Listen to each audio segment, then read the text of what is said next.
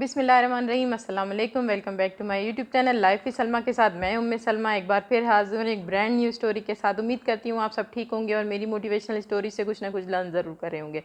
आप लोग मुझे कमेंट्स करके ज़रूर बताया करें। मुझे आप लोगों के कमेंट से अंदाज़ा होता है कि हाँ जी, वाकई जो मैं आपके लिए एक मोटिवेशनल स्टोरी लेकर आई हूँ, आपने उससे कुछ सीखा है। मेरी स्टोरी में जो मैसेज था वो आपको सही तरीके से क्लियरली समझ आया या नहीं आया, और अगर आपको कोई बात समझ नहीं आती तो आप मुझसे कमेंट्स करके पूछ सकते हैं। और उसके अलावा मेरा मेरी वीडियो की डिस्क्रिप्शन है या मेरे चैनल की डिस्क्रिप्शन है, उसके ऊपर आप चेक कर सकते हैं। मेरा इंस्टाग्राम का आईडी भी मेंशन है, आप मुझे वहाँ भी रब्ता करके और वहाँ भी आप मुझसे क्वेश्चन कर सकते हैं अगर कोई चीज़ आपको समझ नहीं आती मेरी वीडियो से मुतालिक, या अगर अपने लाइफ के प्रॉब्लम्स जो कोई ऐसी प्रॉब्लम होती है जिसमें इंसान को गाइडलाइन चाहिए होती है, थोड़ी मोटिवेशन चाहिए होती है, तो आप उसके लिए भी मुझसे रब्ता कर सकते हैं। तो इंशाल्लाह ताला मेरी कोशिश होगी कि मैं आपको ऑन टाइम जवाब दूँ और जो भी आपको जो आपका क्वेश्चन है उसको क्लियर करूँ।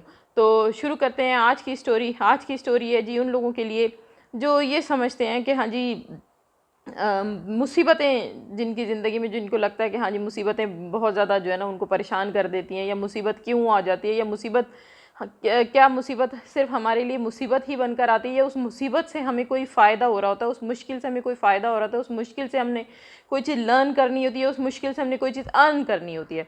तो शुरू करते हैं आज की स्टोरी। ये स्टोरी है जी एक गाँव की, और एक बादशाह होता है एक मुल्क का, और वो अपने कुछ साथियों के साथ एक जगह से गुज़र रहा होता है। तो वो अपने साथियों के साथ वहाँ उस जो रास्ता होता है उसके ऊपर एक बहुत बड़ा जो है ना एक पत्थर रखवा देता है, और पत्थर रखवा देता है अपने साथियों के साथ। तो रास्ते की जो है ना रुकावट बन जाता है वो पत्थर। तो बादशाह अपने साथियों को लेकर एक एक बाड़ की तरफ, एक ओट की तरफ छुप जाता है, ताकि गुज़रने वाले जो लोग यहाँ से गुज़र रहे हैं, बादशाह देखना चाहता है कि वो किस तरह से रिएक्ट करते हैं इसके ऊपर। तो क्योंकि वो बिल्कुल मेन रोड पे रखा हुआ था और बहुत बड़ा पत्थर होता है जो बिल्कुल रास्ते की रुकावट बना हुआ होता है।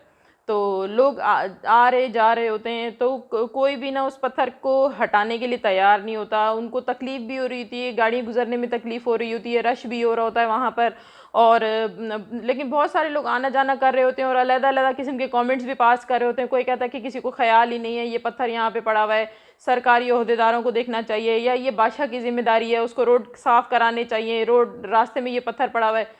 सुबह से शाम हो जाती है इसी तरीके से, लेकिन किसी शख्स को ये ख्याल नहीं आता, कोई शख्स ये कोशिश नहीं करता ये पत्थर जो है ना इसको रास्ते से हटाया जाए, ताकि जो इतने सारे लोगों के लिए मुसीबत का बाइस बना हुआ है, इतने सारे लोगों के लिए परेशानी का बाइस बना हुआ है, हम उस चीज़ को उसको रास्ते से हटा कर लोगों के लिए आसानी का सबब पैदा कर दें। तो किसी को ये ख्याल नहीं आता। तो शाम हो जाती तो वहाँ से एक जो है ना वो रेडी पे एक किसान गुजर रहा होता है। तो वो किसान रुकता है, वो देखता है कि रास्ते में इतना बड़ा पत्थर पड़ा हुआ है, तो लोग कितने परेशान हो रहे होंगे, और रास्ते में ये रुकावट बना हुआ है तो लोगों को आने जाने में कितनी परेशानी हो रही होगी। तो वो अपनी रेडी बेचारा साइड में करता है किसान, और अकेला होता है वो किसान, तो वो उस पत्थर को हटाने की कोशिश करना शुरू कर देता है। तो थोड़ी मेहनत करनी पड़ती है क्योंकि पत्थर बहुत बड़ा और बहुत भारी पत्थर होता है।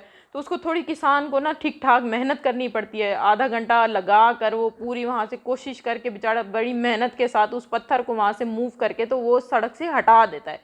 तो जैसे ही वो उस पत्थर को मूव करता है तो उसके नीचे उसको एक थैली पड़ी हुई नज़र आती है, जिसके अंदर गोल्ड की सोने की जो है ना वो अशरफियाँ टाइप जो है ना वो होती हैं। तो ये जो अशरफियाँ होती हैं ये बादशाह ने उस जगह में पत्थर के नीचे रखवाई होती हैं। वो इसलिए रखवाई होती हैं ताकि जो भी शख्स इस मुश्किल को, इस मुसीबत को यहाँ से हटाएगा तो ये उसका इनाम है। तो बिल्कुल इसी तरीके से ज़िंदगी में हमारे लिए भी जो परेशानियाँ होती हैं, जो मुसीबतें होती हैं, वो हमारे लिए कुछ ना कुछ सबक भी लेकर आ रही होती हैं, और हमारे लिए साथ साथ कोई ना कोई बेनिफिट भी लेकर आ रही होती हैं। क्योंकि जब भी आप देखो हम किसी परेशानी, किसी मुसीबत से बाहर निकलते हैं तो हम कुछ ना कुछ उससे अर्न करते हैं, लर्न करते हैं। तो लर्न करना भी आपके लिए अर्न करना ही है, जो सीखना है, जो इल्म है, वो भी आपके लिए अर्न करना ही है, अगर हम इस चीज़ को रियलाइज़ करें। हम लोग ये इस चीज़ को भी रियलाइज़ नहीं करते। हमें लगता है कि हाँ जी बस मुसीबत आ गई हमारे ऊपर, मुसीबत आ गई तो हमने एफ़र्ट की उस मुसीबत से निकलने के लिए, और हमने किसी न किसी चीज़ को बचा लिया, और कुछ ना कुछ हमने उस मुसीबत से निकलने के बाद पा लिया। तो हम जब उस मुसीबत से निकले तो हमने कुछ अर्न ही किया है ना। तो इसी तरीके से सेम बादशाह की जो स्टोरी है वो भी हमें यही मैसेज दे रही है कि जब बड़ी मुसीबत होती है तो उस बड़ी मुसीबत के नीचे इनाम भी बड़ा आपके लिए मौजूद है। तो हमारी रोज़मर्रा की ज़िंदगी में भी हमारी जो तकलीफ़ें आ रही होती बड़ी बड़ी, अगर हम उनको उनको ओन करके सॉल्व करके हम जब आगे बढ़ते हैं तो हमारी ज़िंदगी में भी इसी तरीके से अल्लाह ताला ने इनामात भी रखे होते हैं। मुश्किलात भी आती हैं और हमारे लिए इनामात भी आते हैं। अगर ये मुश्किलात ना आए तो हमारी ज़िंदगी में आने वाले जो हमारे फ़ायदे हैं, जो हमारे इनामात हैं, जो हमारी नेमतें हैं, हमें उनका भी एहसास ना हो। तो ये देखिए जो बीमारी है, अगर बीमारी ना हो तो इंसान को सेहतमंद होने की अहमियत का पता ना हो।